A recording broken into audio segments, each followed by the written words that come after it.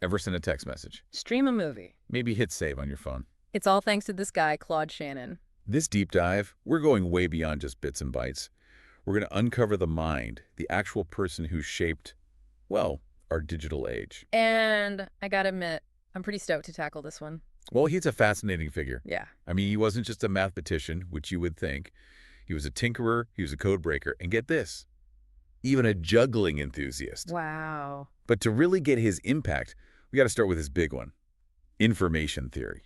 Okay, so 1948, he publishes A Mathematical Theory of Communication. Just that title alone kind of makes my eyes glaze over a bit. So break it down for those of us who maybe don't speak fluent math. What's the big deal here? Okay, so before Shannon write information, that was his vague idea. He found a way to actually measure it, to break it down into these fundamental, building blocks. Oh, okay. And he called those bits. Bits. Okay. I've definitely heard of bits, but I'd be lying if I said I really knew what they were. Beyond, 1 or 0 in a computer. You're on the right track. Think of it like this.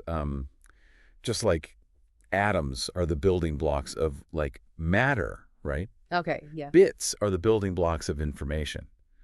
What Shannon did, he showed us that any information, music, text, images, it can all be represented by these really simple ones and zeros. So it's like instead of just saying that painting has a lot of information, Yes. Shannon gave us a way to actually measure it, to compare it, to transmit it. Yes. That's huge. It's massive. And this is where it gets even more wild with this thing called Shannon entropy. So entropy, that's all about surprise. Surprise. How does it even relate to information? Okay, imagine you're listening to a broken record. Okay. Same song, again and again. Pretty predictable, right? Yeah. Not much surprise there, not much information. I'm with you. But now imagine a live concert full of improvisation, these unexpected moments.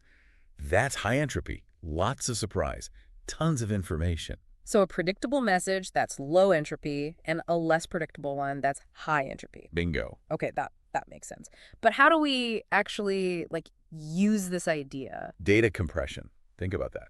Shannon's work, it showed us how to get rid of the predictable bits, the noise, so we could just transmit the good stuff. No. That's why we can stream movies, send huge files. It's why the internet, as we know it, even exists. So Shannon, he gives us the bits, figures out how to squeeze the most out of them. It's like he invented the alphabet and then was like, oh, and here's how you write a novel. Right. Incredible. Genius. Okay, so Shannon figures out how to measure information itself. Pretty abstract stuff, right? But here's where it gets really cool for me. He didn't just leave it there in the world of thought experiments. He connected it to the physical world. Yes. To the actual machines that process information. Yeah, and that connection, it all starts with his master's thesis. Okay. Now, I know master's thesis doesn't exactly scream exciting breakthrough. Right. But trust me on this one, this was massive. Okay. It's all about Boolean algebra. Boolean algebra. Okay, you're going to have to break that down for me. I'm having flashbacks to high school math class, and it's not pretty. All right. No worries. It's not that scary. Okay. So imagine a simple light switch. Okay. It can be either on or off. Right. Two states. Boolean algebra. That's just a system of logic Okay. that deals with those kinds of true or false values. Okay, I'm with you so far. Now, here's the genius part. Shannon, he realized you could use those simple on-off states, those true or false values, to represent the ones and zeros of binary code. Wait a minute, are you telling me he found a way to connect the abstract world of math and logic to the physical world of electrical circuits? Yes. And that's not all this realization, this link between simple switches and ones and zeros. Yeah. It became the foundation for all digital computing. I mean, your phone, your laptop, the servers that power the internet. They all rely on this fundamental concept that Shannon laid out. Mind officially blown. So it's like he gave us the language that computers could finally understand. Yes. But speaking of languages, and this is where it gets even more interesting to me. Shannon also had a hand in something else that relies on code espionage. Oh, it's true during World War II. Wow. Shannon's talents for cryptography were recruited, for top secret work at Bell Labs. No way. He was literally shaping history right alongside those code breakers you see in the movies. Okay, now that's a story I need to hear. What kind of projects was he working on? What kind of codes was he cracking?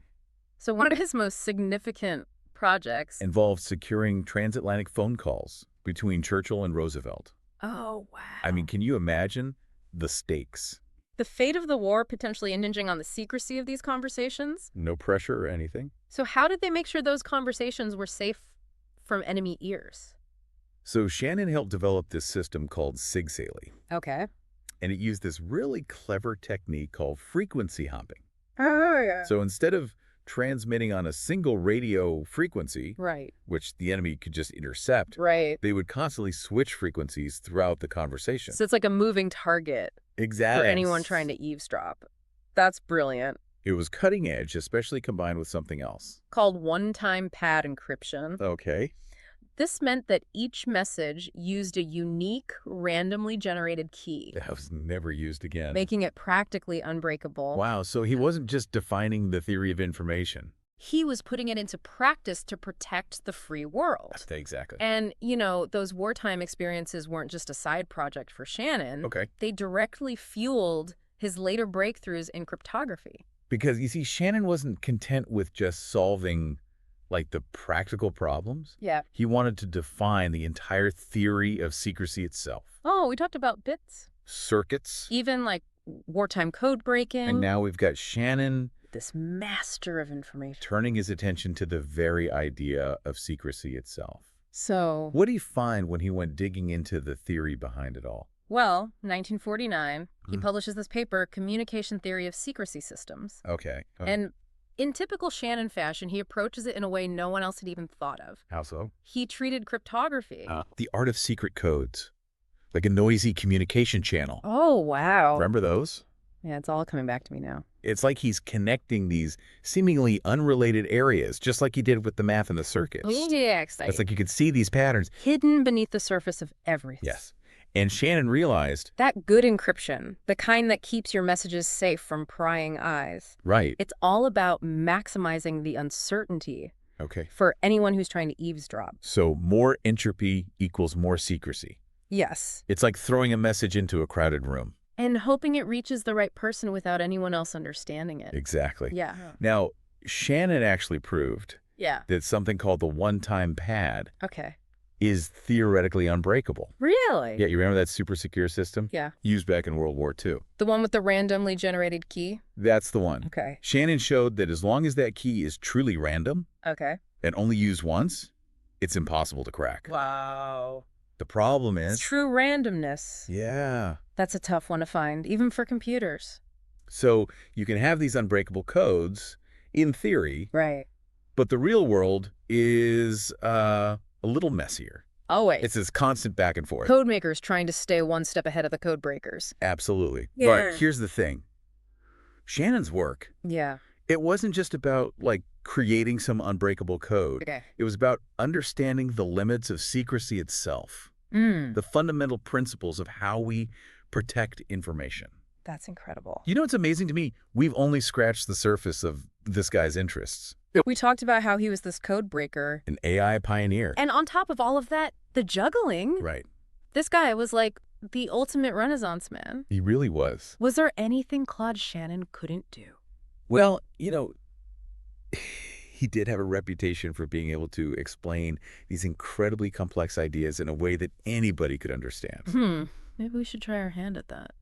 Maybe we should. What would you say? Is the biggest takeaway from our deep dive? Into the world of Claude Shannon. Ooh, that's a good question. Um, I think for me, it's that even though his work can seem really complex on the surface, yeah. it's had a profound impact on our everyday lives. Yeah. I mean, every time you send a text, Stream a movie. even unlock your phone, you're benefiting from the insights of this incredible mind. Beautifully put. And, you know, it makes you think. What would Shannon be curious about if he were still with us today? Yeah. What problems would he be trying to solve with his unique way of looking at the world? It's exciting to think about. It is. And who knows, maybe, just maybe. Someone listening right now will be inspired to go out and make the next groundbreaking discovery.